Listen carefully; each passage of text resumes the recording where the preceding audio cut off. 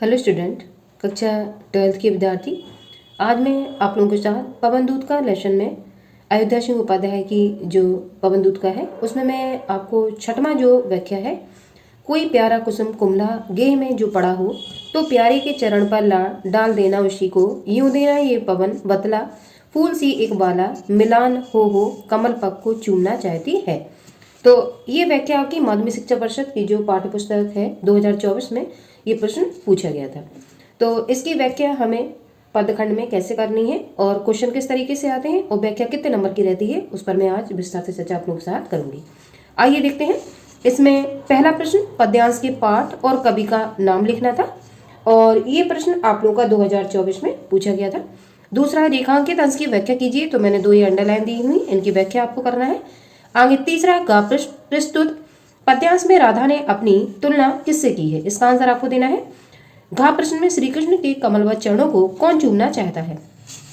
अगला राधा पवन दूतका से मुरझाए हुए पुष्प के माध्यम से क्या संदेश देना चाहती हैं। तो इस तरीके से 5 प्रश्न पूछे गए हैं और प्रत्येक जो प्रश्न है वो 2 अंक का है। तो इस तरीके से 5 प्रश्न 10 नंबर के हुए। तो ये व्याख्या आपकी अच्छी स्कोरिंग करने वाली होती है और 10 अंक के प्रश्न आपको यहाँ से अटेम्प्ट करने होते हैं। तो आइए विस्तार से सारे प्रश्नों का उत्तर देखते हैं, कैसे बोर्ड में हमें आंसर राइटिंग करनी होती है जिससे हम अच्छे नंबर प्राप्त कर सकें। तो सबसे पहले पद्यांश के पाठ और कवि का नाम लिखना है, या इसको आप संदर्भ भी कह सकते हो। पिछले वीडियो में आपसे विस्तार से चर्चा इस चीज पे कर चुकी हूँ। आइए फिर से देखते हैं। तो इस प्रश्न के उत्तर में जब हम लिखेंगे तो इसको पहचान के हमें पाठ का नाम और राइटर का नाम लिखना है। ठीक है, तो आगे व्याख्या में देखेंगे इसका आंसर कैसे करेंगे। का उत्तर इस तरीके से डालेंगे। प्रस्तुत पद्यांश हमारी पाठ्य पुस्तक काव्यांजलि में संकलित अयोध्या सिंह उपाध्याय हरिओद द्वारा रचित पवन दूत का शीर्षक कविता से उद्गृत है या लिया गया है। तो पाठ का नाम हमें लिखना होगा और जो राइटर है उनका नाम लिखना होगा। इसमें हमें 2 अंक मिलते हैं इतना लिखने में। तो का के उत्तर में हमें संदर्भ, या इन्होंने इसमें पूछा है पद्यांश के पाठ और कवि का नाम लिखिए, तो हमने पाठ का नाम लिख दिया और कवि का नाम लिख दिया। तो ये 2 अंक हमें प्राप्त कराएगा ये आंसर राइटिंग। अगला प्रश्न देखते हैं। अगले प्रश्न में देखिए आपसे पूछा गया है रेखांकित अंश की व्याख्या कीजिए। तो ये जो रेखांकित करके मैंने आपको दिखाई है ऐसे पेपर में आती है, तो इसकी आपको व्याख्या करनी है। तो रेखांकित की व्याख्या में पहले मैं अपनी भाषा में आप लोगों को समझा देती हूँ, सिंपल भाषा में। कोई प्यारा कुसुम कुमला गे में जो पड़ा हो, तो इसमें जो राधा जी हैं और श्री कृष्ण जो मथुरा चले गए हैं उनको छोड़कर, तो राधा जी उनकी ब्रह वेदना में ये पवन दूत का को समझा रही हैं। पवन मतलब हवा को उन्होंने अपना दूत बना लिया है और समझा रही हैं कि वह श्री कृष्ण के पास जाकर जो वियोगिनी वाला राधिका है उनके दुख और संताप को उनके सामने चतुरता से व्यक्त करे। अब व्याख्या में राधा जी क्या कह रही हैं, कोई प्यारा कुसुम कुमला गेह में जो पड़ा हो। वो कह रही है कोई प्यारा सा, कुसुम माने फूल, कुमला मतलब कुमलाया हुआ, गेह मतलब घर में जो पड़ा हुआ है। कोई प्यारा सा जो फूल है वो कुमलाया हुआ घर में पड़ा हुआ है, तो प्यारे के चरण पर ला डाल देना उसी को। तो जो प्यारे श्री कृष्ण भगवान है उनके चरणों पर उसको ले जाके डाल देना। किससे कह रही है वो, पवन दूतका से कह रही है।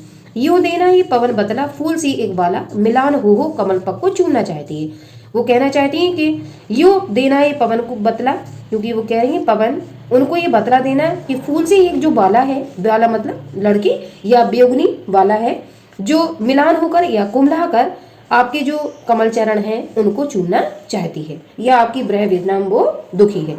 यही जो यहाँ पे मैंने लाइनों का अर्थ आपको बताया है, यही आपको कॉपी में लिखना है। तो दूसरे आंसर में हम डालेंगे खा का उत्तर। वो खा के उत्तर में पहले हम प्रसंग लिखेंगे हेडिंग डाल के। प्रसंग का मतलब है कि यहाँ पे जो चर्चा की गई है वो किस विषय में की गई है। तो राधिका जी यहाँ पे पवन दूतका को समझा रही हैं कि वह श्री कृष्ण के पास जाकर वियोगिनी राधा के दुख और संताप को चतुरता के साथ व्यक्त करे या प्रकट करे। किसके सामने, श्री कृष्ण के सामने। अब व्याख्या देखेंगे।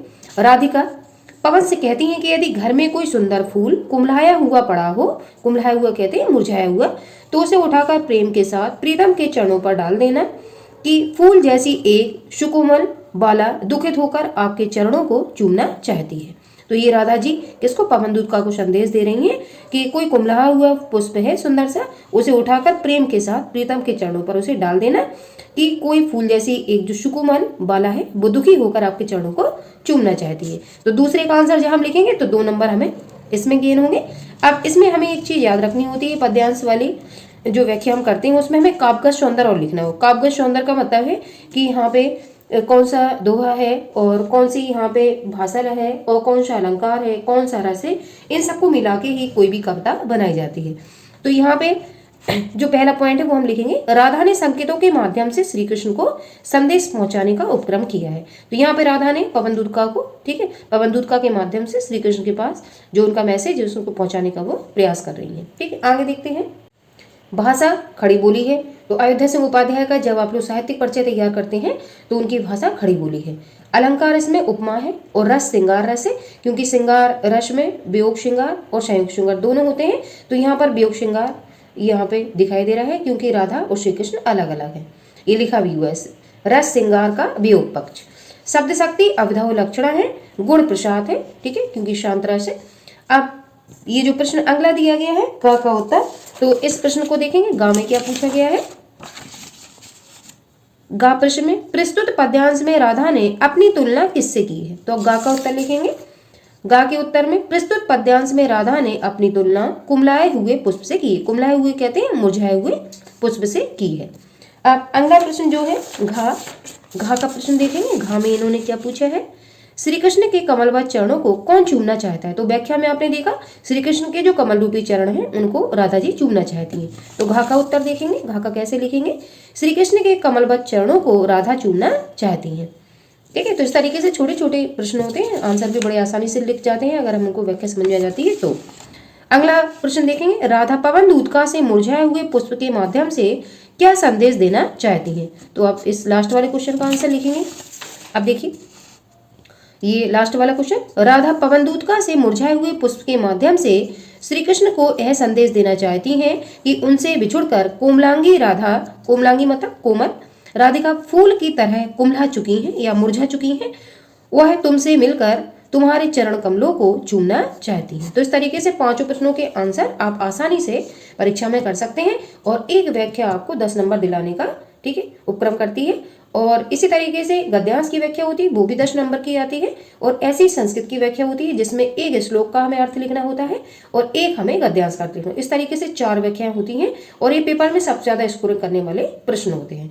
तो इनको हमें अवॉइड नहीं करना चाहिए, इनको हमें अच्छे से तैयार करके जाना चाहिए, क्योंकि ये सबसे ज्यादा हमें नंबर दिलाने का प्रयास करती है।